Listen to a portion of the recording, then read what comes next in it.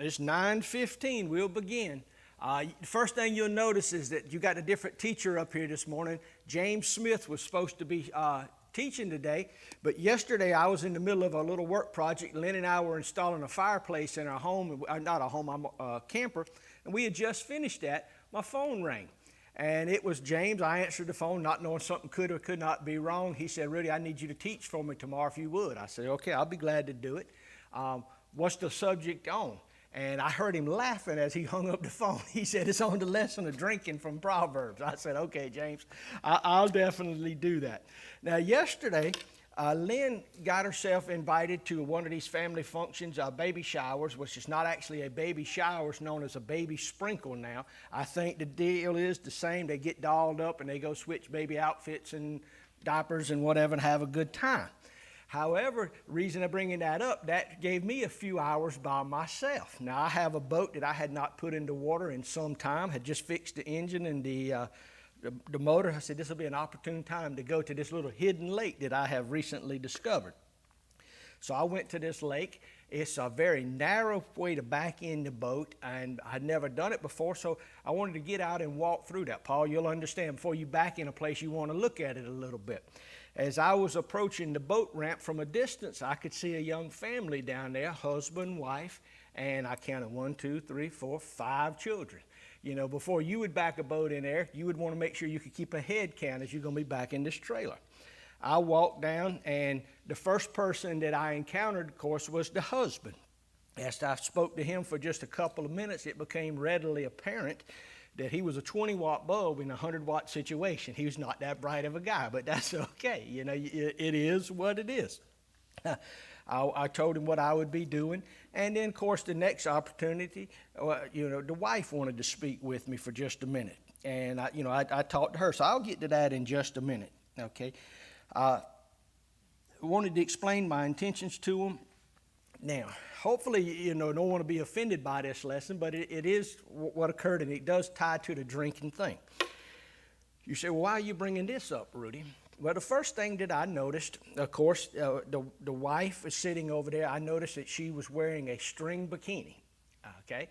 I thought, well, they should issue these things with height-weight guidelines, and if it's beyond those height-weight guidelines, you might want to reconsider, but nonetheless, she was wearing it. It was a small bikini. The amount of cotton in the top of a pill bottle would be about the best way to describe this lady's bikini. Not a very pretty woman by any means. Okay, I'll just say that and be nice. No, it wasn't, Paul. I'm trying to point out to you. She was proud of her teeth, all 5 of them. She had one for each child, but nonetheless, I will move on. I did have a thought, lady, you might want to get out of that bag chair and sit on that log. The bag chair is doing all it can do, but nonetheless, I didn't say a word. I was nice and talked to him. Bottom line, one thing that I did notice, and it became a problem. She's sitting there. This is the middle of the summer. It's hot yesterday. She had a full case, well, not a full case anymore, of Natural Lights that she was sitting there drinking. Husband had him a case of Bud Light sitting there drinking. She was already 2 cans per kid. I counted on the ground. There's 10 cans, there's 2 per child.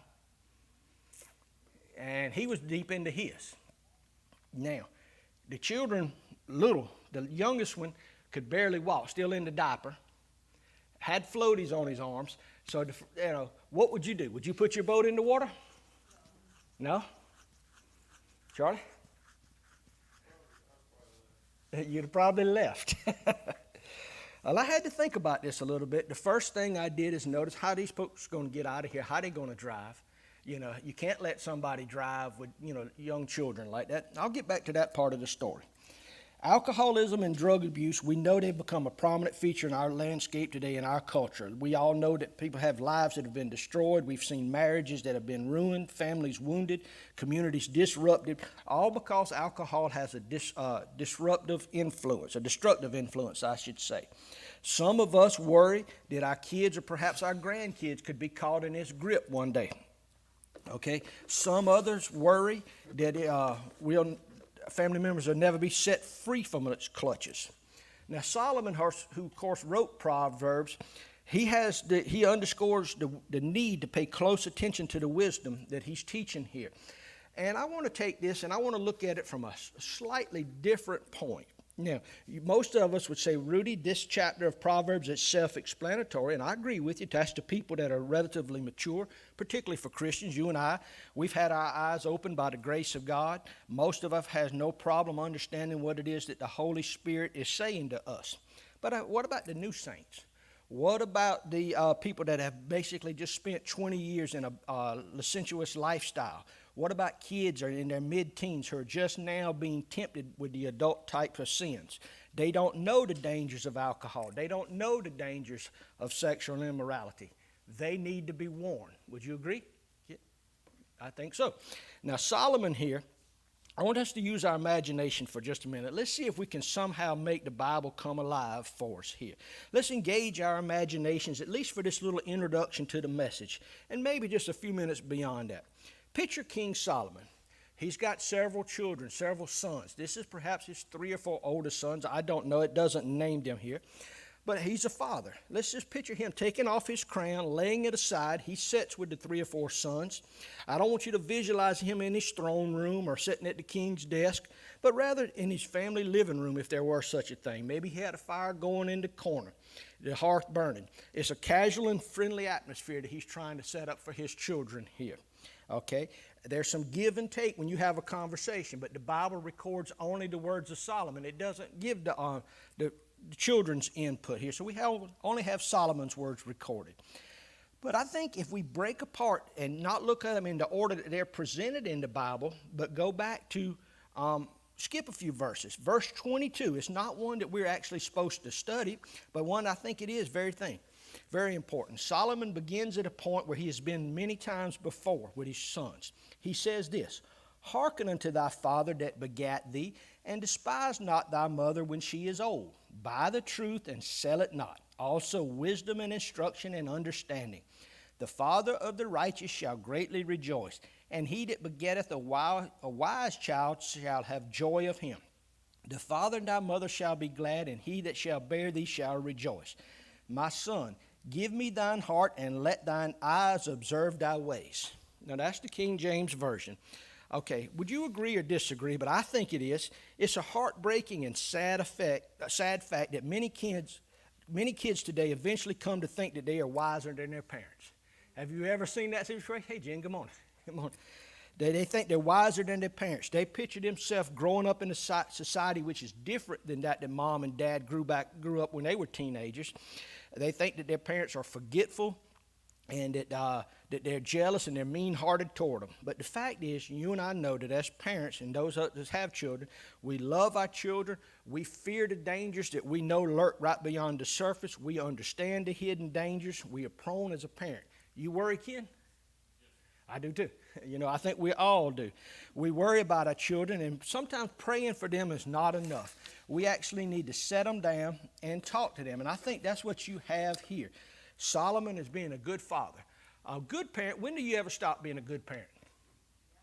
You never stop. Unfortunately, many people in today's society, they think the kids are just old enough and then they're on their own. But as a good parent, you never stop being a parent. Never stop being a parent. Now, back to the situation I found myself in yesterday. For those that came in, I went into a little hidden lake with one of my little sneak boats, put in at this ramp. There was a young family down there. The mother and father in their 20s. Father's not too bright. The mother's not too bright. 5 children, youngest at this age, sitting in this dark water, kids playing. Nothing wrong with swimming in the lake. We've all done that all of our lifetime. But you want to make sure that, first thing, before you put your boat in, Charlie, would you make sure all the kids could swim? So I had to look. I said, hey, kids, who can swim? Got them to show me who could swim before I would even leave the landing to make sure that there were no immediate danger. I saw the mother sitting over there. She had already destroyed 10 beer at that point in time.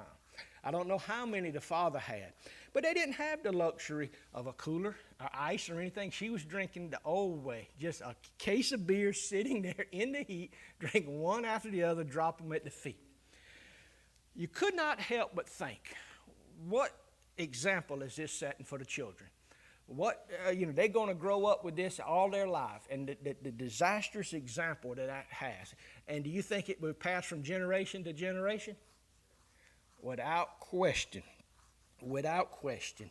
All right, and of course, now I said, I got to put my boat in the water. I asked, I said, you're not leaving anytime soon, are you? She says, oh, no, I got to finish my case. So I said, I got 10 on the ground. That's be 14 more. You can't drink 14 more before I test this boat and get back to this hill. And the whole time I'm out there thinking, how am I going to go back? It's a thin line. You don't want to get involved in somebody's business, but you're also responsible for the children. Are you not, Jackie? I see you looking. What would you do? You're now a guy today. What would you do? Tough situation. Call the law? Thought about it. Paul?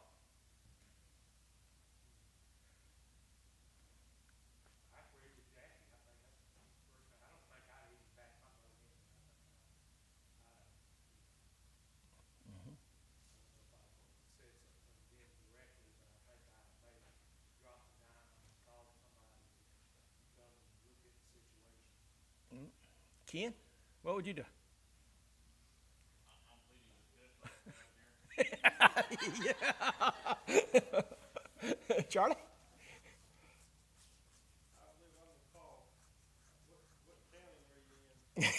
Can't tell about my secret fishing spot. I found a drop now, buddy.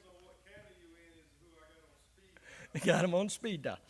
Well, I did engage the husband in conversation. I got him to come up and help me with the boat just to see if he had the motor skills to move around. He did.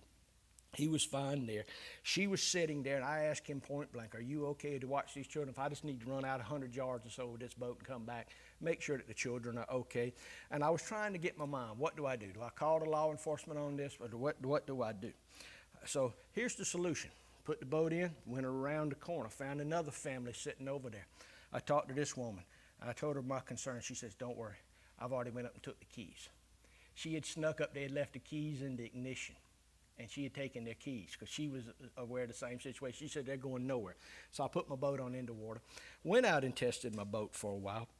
And when I came back to the hill, I engaged them in conversation again and I asked them, how are you going to drive home? And she said, we can't drive. She had called her sister. Her sister came and was going to be the designated driver to get them home. So I did feel, better at that point. But I sat there and I thought about that thing. Here's obviously a family. Money should not have been spent on the alcohol like that. I have no idea what 2 cases are. You could tell they were, somewhat in need. The husband had a case, she had a case. Kids were asking, could they have a pizza? Could they have a burger for supper and all of that? I don't know, honey, that's expensive. I'm thinking you have your priorities wrong. The case of beer must cost $10 or $12. I don't even know. A couple of them that would have certainly bought a pizza. But here, we see Solomon, he's looking at his sons and he's recognizing in them, these sons, as he's talking to them about the envy, the danger of envy.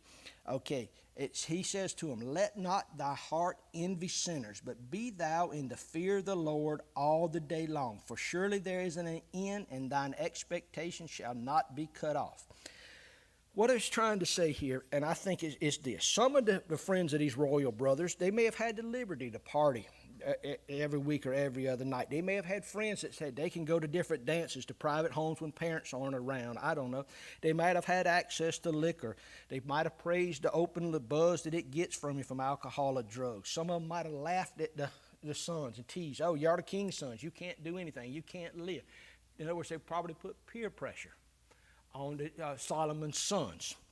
Solomon still says you should not envy. As if we look in today's life, we see the lifestyles of those that are not Christians. They seem to be getting ahead. They seem to be prosperous at times, may have and be able to do things that we don't be able to do. And, the temptation is to envy them. But Solomon is telling them here, do not envy them, but we should be in the fear of the Lord all the day long. Okay, there's a sinful lifestyle out there. There's plenty of people we know that don't go to church. They wear whatever clothes they want. They drink, they smoke, they do whatever. But the experienced father, Solomon, and that's who we should be when we portray to our children. And he basically says, I not only urge you to fear the Lord all the day long, but all the week long. Basically what he's saying, He's going to start right here when he says, fear the Lord. And then this is where his lesson is going to start. He's going to teach them about the dangers of alcohol. In verse 19, the next verse that the lesson has for us to teach. And it says here in verse 19, hear thou, my son, and be wise, and guide thine heart in the way. Be not among winebibbers, among righteous eaters of the flesh, for the drunkard and the glutton shall come to poverty, and drowsiness shall clothe a man with rags. What's that saying, Charlie? Any idea?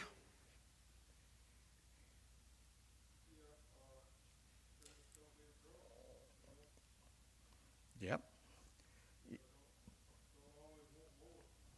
I think it says that. Tim, you got any input on it? Nope. Good deal. I think what it's saying, not only is liquor expensive to buy, but it also robs the drinker of the incentive to work, and it creates even more poverty. And with that alcohol may cause extremes in other areas. I had something I'd marked off I wanted to read to you. Lynn, the main part of this lesson that I'd fixed and put at home, I actually left at home this morning. I don't know how I managed to do that. Nonetheless, yeah, I usually don't make a mistake like that, but I did it today. Anyway, we'll move on. Okay. Alcohol. Hey, come on. Who knows somebody has a problem with it? Does anybody know a person have a problem with it? I think we all do. It's a trap. It is a deadly trap. I don't care who you are. It has no respect of persons, male, female, old, young, rich, poor, king, pauper, whatever. If you linger over the bottle long enough, it will take you down. You believe that? It's a deadly grasp. And Solomon's going to talk about that in just a minute. I think liquor to excess is a guaranteed way to produce poverty. You believe that? I certainly think so. Now, we know people that have a problem with it. Have you ever seen this person try to break the habit? It's not easily done. What was you saying, Paul? Oh, I'm sorry. I thought you raised your hand. I do apologize. And, as a young person, it's easy to fall into that trap when everyone seems to be doing it. It seems to be the common thing. He's talking to his young sons. Charlie, you got to raise a young son not to do that. Right now, he's beyond the point of temptation, but no matter a few short years, he's there, correct? It's going to fall on you as the father, you as Jackie the mother, to make sure that he doesn't do that. Okay, we've all that had children. Hopefully, we pass this on to our children. There. Verse 29. I didn't understand this at first, but I think between Ken and I, we'll get it, and Jerry, we'll get this one figured out. It says, who hath woe, who hath sorrow, who hath contentions, who hath babbling? What he's doing, he's asking his sons a series of questions. You can see Solomon's basically asking a series of 6 questions. Who hath wounds without cause? Who hath redness of eyes? And what he's trying to do is force his son to think of these things. And what can be said about alcohol can also be said about any other addicting substance, okay? And a person that is truly addicted, they know no bounds. They will do, and there's no measure beyond which they won't go to get their next fix, if you will, okay? So he's asking them these series of questions, calling them to think. And then he gives them this thing. They that tarry long at the wine, they that go to seek mixed wine. Look not thou upon the wine when it is red, when it giveth its color in the cup, when it moveth itself aright. At the last it biteth like a serpent and stingeth like an adder. Okay. Jerry, any idea what it's saying here?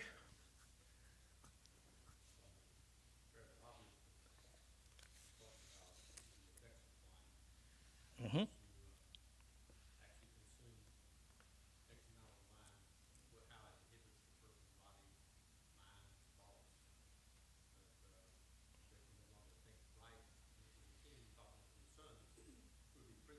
Mm-hmm.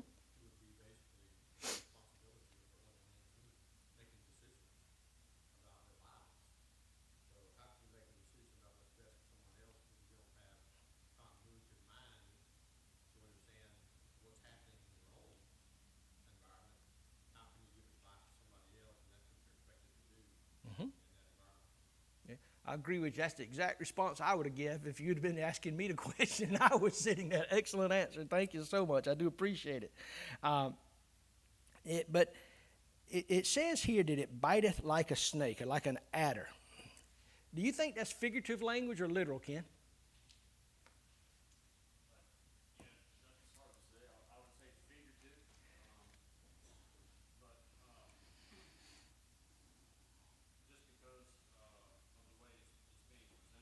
Mm-hmm. Most people know when they got a snake bite. I think the sting and the bite is representative or figurative of the effects of a snake bite Mm-hmm. and how quickly it can come upon you, even though you think that you have it under control. Maybe I agree with you. Thank you. that was my take. Like, I think so, and I'd had the same take. Let's just say you were a 10-year-old young boy, and you go out and pick up some kind of little old garter snake. It's not going to, physically hurt you at that moment in time. But if you handle it long enough, at some point it will bite you, will it not? It's a wild animal. It will turn and bite you. Now, a little 10-year-old child can be forgiven for making that mistake of picking up and playing and handling the snake and getting snake bit. Can the same be said of a 30-year-old that's drinking and over the alcohol? Should he not be wise enough to know that he will be bitten eventually? I think so, and I think that's what Solomon here is trying to say. He's leans in toward his sons at this point. Now, I think he's teaching them one-on-one in teachable moments. I think we can all go back to our times with our fathers, if you were fortunate enough to have a good father, and can think. Tony, can you think of times when your daddy told you? I think I can get right off the top of my head one of the lessons your father taught you. Did your daddy ever teach you sometime to not talk but to observe, that you can learn more by just watching than you can by... Did Miss Carl teach you that lesson? And it served you well all this time, has it not? And you still practice it to this day. I can think of numerous lessons my father... How about you, Charlie? Same? Daddy would always say it's better to be thought a fool than to open your mouth. And remove all doubt, no doubt about it. How about it, Tim? Can you recall lessons? I think we all can. There's no question. So I think here Solomon's leaning into his sons. He's uttering these words. In verse 34, to me, it's the best part of the lesson. It says, Yea, thou shalt be as he that lieth down in the midst of the sea, or as he that lieth upon the top of a mast. Ye have stricken me, shalt thou say, and I was not sick. They have beaten me, and I felt it not. When shall I awake? I will seek it yet again. That's some strange verses if you think about it. You have to give it some thought and devotion to try to figure out what Solomon is saying here. Let's just see if we can bring it into today's term. On a Saturday night at the ER, of all the people brought in with knife wounds, gunshot wounds, or simply beaten up, how many would you say had no alcohol in their system? Probably not. How about the man that stabbed him, or that was, he probably had it, or the victim? Basically, alcohol has pervaded our society. From this church, it's 150, 200 yards up there to the first source of alcohol at the corner store from our property line, if that. You turn in any direction, it's there. Hey, good morning. Back in the days when this was written, they didn't have convenience stores. So you got to wonder why Solomon would write this. What would have been common at that point in time, Jerry? Vineyards everywhere, correct? I mean, vineyards were plenteous. Now, the Bible teaches not mixed messages on alcohol, but it sometimes it's used in ceremonies. And then it talks about how it also wreaks society. We know the disastrous effects it can have on a person's life. What happened to Noah? Got off the ark, and the first thing we see when he's off the ark, we see him drunk. How about the disastrous effects that it had upon Lot? To the point that Lot was drunken and, had incest with his daughters and, offspring thereof. Okay. The point that I'm trying to make, the first time you get drunk, you get a hangover. And you probably swear you're never going to do this again. But then the desire for more alcohol the next time, the next higher fit, you go back. And eventually you don't worry about the hangover. You're more concerned about the next high that you get. And you say, I will seek it yet again. That's the last thing that Solomon says, that I will seek it yet again. So what I'm trying to say, the evil effects of drugs, the drugs can lead to alcohol, marijuana, all of it has a cumulative effect, and it seems to multiply. You can have the inability to drive a car. That's what I was immediately concerned with yesterday. There's accidents and deaths by the thousands every year because of that. How about the lack of rational thought? You ever try to talk to a drunk? I mean, they can't even carry on a decent conversation with you. Now, here's the thing, and I want to see about this. I want to read it slowly. It's a question. Is it coincidental that interspersed between the verses of exposing and condemning wine and drunkenness, we also see the verse 27? Now, 27 was not one that was called out to be read, but I think it's the key to the whole thing. It says, and this is the language that the Bible used, for a whore is a deep ditch, and a strange woman is a narrow pit. She also lieth in wait as for a prey, and increases the transgressors among them. And in verse 33, thine eyes shall behold strange women, and thy heart shall utter perverse things. So here you got the word harlots used. Back in the days, back then, you know, I guess you would have had perhaps there would have been a tavern or some place that sells wine or whatever. Okay. Who's more apt to be caught in the web of a whore? The clear thinking, clear seeing soul, or the one that's got bleary eyes? And that's what the Bible has said. Alcohol will get you to a point where your defenses are down, your inhibitions are down. And that's where it says, whose eyes will behold strange women? Who is more apt to fall in a deep ditch or a narrow pit? A sober man or someone that's maybe high on pot or high on alcohol? I don't see there's a difference between the alcohol, the pot, any addictive substance. The behavior of people is all the same. You know, they crave it, and they will do anything for that next high. But the Bible clearly tells us, and again, like I said, I had to prepare this in a rush because I didn't have the whole week to work on it like I normally would, just a matter of a couple of hours at the most. And I had written up some good things, and I cannot believe I left those. Yes, go ahead. One of the things that, and maybe it's because I'm a woman, but when I thought of the comparison of figurative speech with the serpent, a lot of times we walk through the woods or we go somewhere, and if we knew there was a snake, we would be on guard. Mm-hmm. But if you don't know, I remember one time we had a snake that got in our wood pile on the side of the house. And of course I scared it as much as it scared me. But the rest of the day, while I was doing anything in that area, I had my eye out and I was watching us see if that snake showed up again. Because I don't like snakes. You know, and I think a lot of times in life, we think we can control things. Whether it's drinking, whether it's anything, any kind of addiction, like you said. Mm-hmm. But if we really understood the danger that was there, we would be more on guard. And I think a lot of times we are so confident who we think we are that we're not on guard. And I think the scripture is very clear here. Look, you know, like a snake.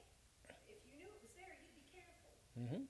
But if you don't see the danger, and I think that's what he's trying to say to his son, you know, just because you don't think you see the danger, you look at a glass, it looks appealing, you know, other people are doing it. The crowd. Danger. Absolutely.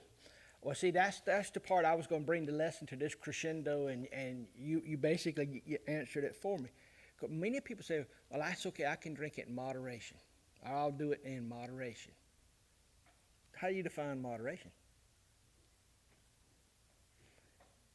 It's a moving, sliding scale. Before you know it, you're in the trap. It's that slippery slope. And you're caught, just like the adder. It is a trap. Now, what does Solomon encourage his kids to do? Flee. Have nothing to do with it. Flee it. Don't even, and again, as Jerry said, these are young princes that's going to be responsible for, you know, the people and ruling over the people and the decisions and everything else. And of course, they're going to need all of their mental faculties and all of their abilities and the respect of the people and everything else that goes with it. It's hard to respect a drunkard, is it not? Can anybody say they respect a drunkard? None. Now, it's easy to talk about the alcohol part, But the Bible also goes hand in hand with it, and mentions it just for a minute there, the gluttony. We don't seem to talk about that in society today. But nonetheless, what's gluttony? Well, how would you define it, Charlie? Always wanting more. You're not satisfied with what you got. Okay, but as it pertains to food, obviously eating, now we've all eaten more of the meal than we should. I mean, that's not the problem. I'm talking about just overeating on one meal or something occasionally, something very good. But like you say, gluttony, wanting more, always craving more, having more, never being satisfied with what you have. Eventually, it begins to affect the body, just like the alcohol and so forth. And then you get to a point where you physically can no longer work or no longer have the desire to work. So it too is a trap. But we often tend to forget about that. But we got to take the Bible in its entirety and accept it for what it says and question it not. Just try to understand it. Okay. It says wine will increase the probability of the heart's ability to utter perverse things. I'm thinking that's lies or blasphemies there. Here you got Solomon. He's asking his boys a few questions. I think he's talking also from firsthand experience. You think perhaps Solomon had ever had a problem with the alcohol and the wine? He certainly had a problem later in life with the women, led him astray. Do you think it's possible he had a problem with alcohol and wine at one point, Ken? Hard to say. Scripture doesn't allow us to. You can't. Yes, right. But But if he, I think just with the fact that God gave him wisdom in the first place, I think the idea is he understands that that is wisdom, but that's what he's trying to teach. Mhm. Whether he has the issue with it or not, that's secondary to the main thing, that is the fact that he's teaching them that these are behaviors outfitted to a prince, nonetheless fitting to what a godly disciple would be, or a Christ-like disciple would be. I answered my own question, asked a question, and it's also answerable in the thing. If Solomon, just like anybody else, lingered over the bottle long enough, he would have a problem with it. Just because he was a wise man doesn't mean he'd be immune from it, or just because he was the king, he wouldn't be immune from it or anything else. It is a trap that is set there, and it will take you down.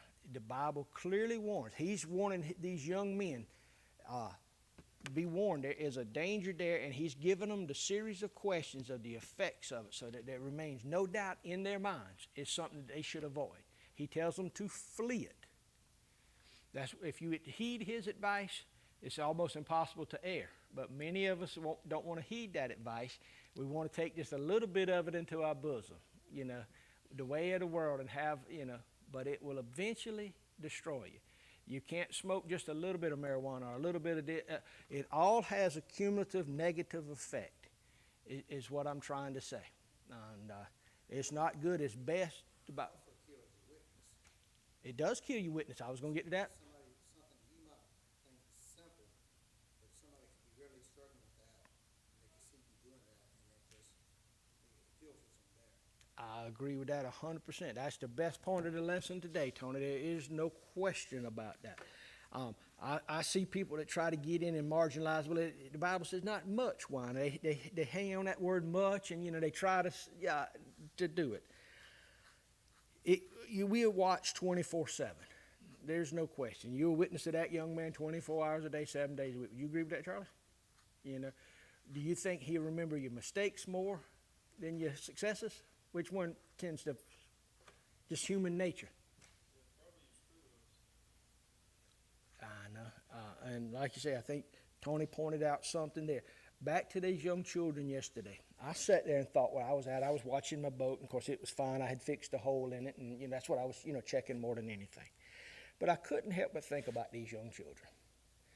Every disadvantage that they would have if you had parents that are that situation, and you got to assume they had a problem with it if they each had a case up there, no ice, no anything, just hard drinking throughout the day. You would think a case, if she did finish the case, would just plaster you. I don't know. But I thought, the natural advantages that I enjoyed, that many of our children enjoyed coming up, not seeing that. And yet, that's a problem they're going to have to work through. And this lesson was going in my mind as I was out there in my boat thinking about it. I thought it's ironic how that the Lord would put this into my mind. I didn't have a chance to read the verses. I was just familiar with them. Everybody's read Proverbs all their lives. We all know them all pretty well. But when I came back to the hill, I spent a few minutes talking to the husband and, tried to get him to come to church, whatever. He didn't want to engage in that conversation. But nonetheless, you can only try, At that point in time, the woman was over there, it looked to me like she was feeling no pain. I don't think she could have understood the word church. But they were not going to be able to drive. Somebody else had the keys over there, and then they did have a sister. Because I couldn't have left the boat landing in good conscience. Could not have done it with the 5 children. So I'm just trying to say, even when you try to live a life and not have all your alcohol affect you, it can still affect you, even though it wasn't me. I would have had to make a decision based on it. So again, Charlie, what would you have done in my situation? I've been sitting there thinking about that. You hate to get somebody in trouble. Yeah. But I've seen people through my life that have been bailed out and been nice to them and still don't learn no lesson. I think I still call it the law. Sometimes a hard education is the best one. No, I know. What would you have done, Tony? I don't know. That's a tough spot because I think undoubtedly this wasn't their first time. Probably not. So to them, that might be an ordinary thing that they see. And maybe they do make adjustments. I mean, you just have to evaluate the situation probably when you got back and see it. I mean, none of it's good, but you did find out it was some. No, I wouldn't have left it. Good to it. Yeah. But your first impression was it was really bad. And it is bad. And you can just, hope and pray that the Lord intervene in some kind of way. But that probably wasn't the day. Yesterday, it wasn't going to change yesterday. No, it wasn't going to change yesterday. Jerry, would you have done anything different? I think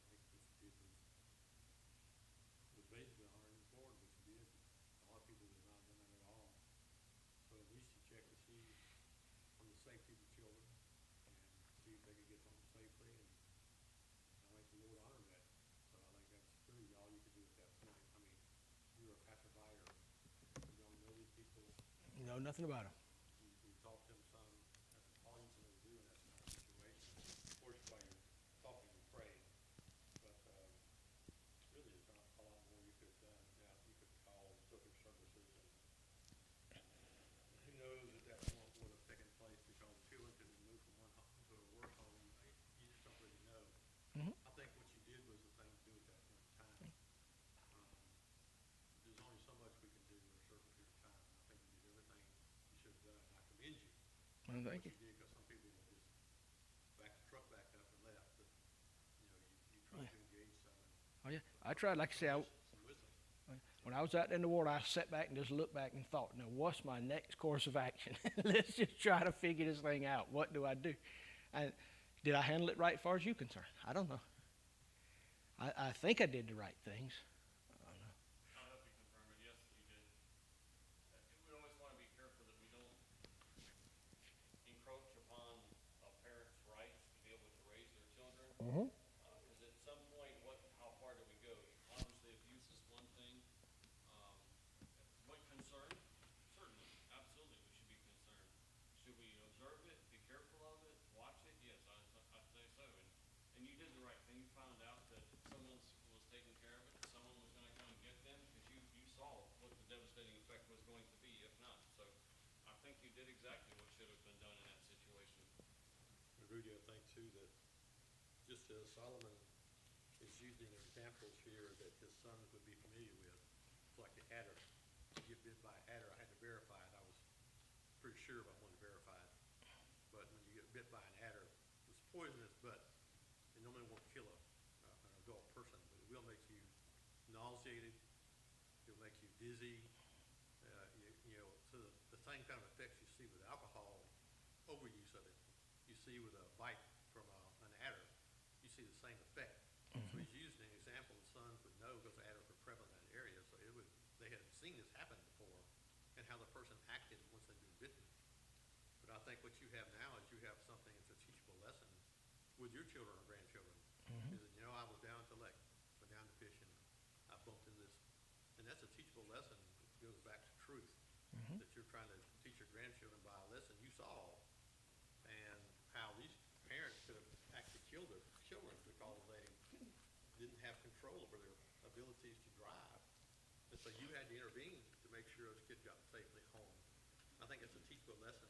You can use that to teach your children or grandchildren, whatever, that you deal with it too. Thank you. I definitely will do that. And just as you said that about the adder, I was just thinking that also, that is so true about the bite.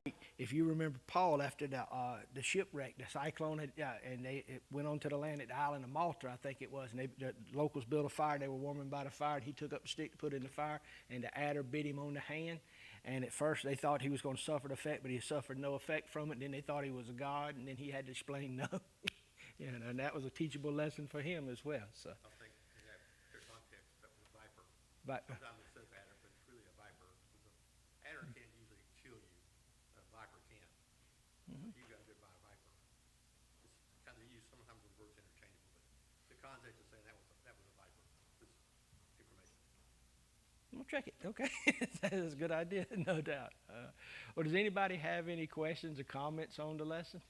And I appreciate, how many we have? 1, 2, 3, 4, 5, 6, 7. And I've already counted. I would say it's interesting when you look at Christ when he was invited to the marriage ceremony, Okay. and he turned the water to wine. And the man who was in charge of the festival said, and they brought it to him and he tasted it, and he said, "Why have you saved the best wine to serve first? Because usually you don't save the best wine first. You serve the worst wine, And get them drunk. which is really that which is quickly made with a lot of yeast, Mm-hmm. and it actually ferments quickly, and it has a high level of alcohol. So you serve that first until they get married, and then you serve the good wine, which is much more expensive and has very little alcohol content. So when we look at what the Word of God's talking about here, there's a wine that Christ made that has almost no alcohol content at all, and then there's the wine that's made by men that has high alcohol content, and it's made with a great deal of yeast. Decent sugar, One yep. of the things, yeast is one of the things that God did not allow in any of his sacrifices that were acceptable to him, was anything that had any yeast associated with it. Nothing. So, when you take it to a point like Christians, our example, if we use the example of Christ, he accepted nothing that had any yeast associated with it. And so he had the good wine. So we should be the people that are offering the good wine or the good example to people around us. Even though it may not bother us, it may not hurt us, what might it do, as Tony said, what example might it set for somebody who is weak? And Paul said, I will do nothing that will hurt another brother. Mm-hmm. So though I can do this, I will not do it if it will hurt another brother. That's exactly right. So I think as Christians, we can say, well, what I know I can, but should I, based on circumstances and based on what kind of wine was it that Christ served, that he created, and when he turned that water to wine, it was the good wine, which was not the high alcohol content. It was the stuff that basically just tasted good, making grapes. Excellent. Excellent. Thank you for that comment. That's wonderful. I could put a whole lesson together on that part. And I'll definitely check that on the adder and the viper. That'll be within the next hour, I'll be checking that out. Does anybody else have any question or comment? Ken, you want to dismiss us in prayer? Okay.